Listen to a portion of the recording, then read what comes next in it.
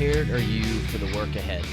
Well, let's find out. Hey, Thomas Joyner here today with Business on Purpose.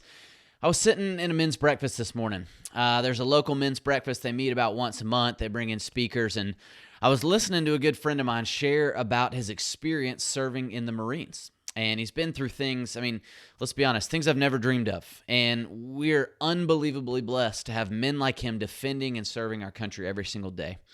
His name's Joe McNamara, lives locally here in Bluffton, and he has some amazing stuff on leadership. So make sure you go check him out, Joe McNamara.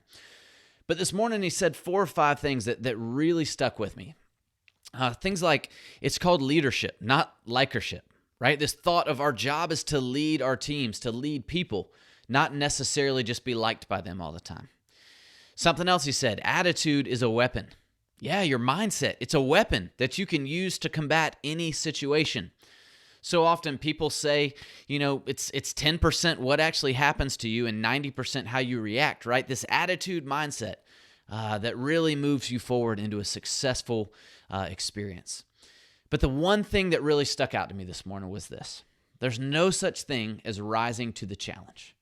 I want to say that again. There is no such thing as rising to the challenge. Your performance is always an indicator of how well you prepared. And I thought about how true that is. I've seen countless talented people just kind of wing it, right? Just expecting to show up the day of and rise to the challenge.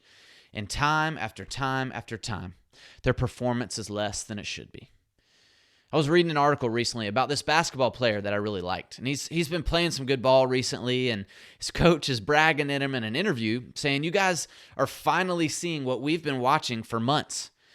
And the reporter just kind of leaned in a little bit, asked him to take it deeper, and the coach elaborated. And he said, this guy will not leave the gym until he has made 300 three-pointers every single day after practice. 300 three-pointers every single day after practice. That's preparation. That's where his success is rooted. He doesn't just wait until the game, happens to try to show up. No, he knows that he will fall well below his performance ceiling if he does that. So he spends hour after hour, day after day with no fans watching so that he knows he's prepared when his moment arrives. My friend that was speaking this morning was talking about really how proud of his men he was.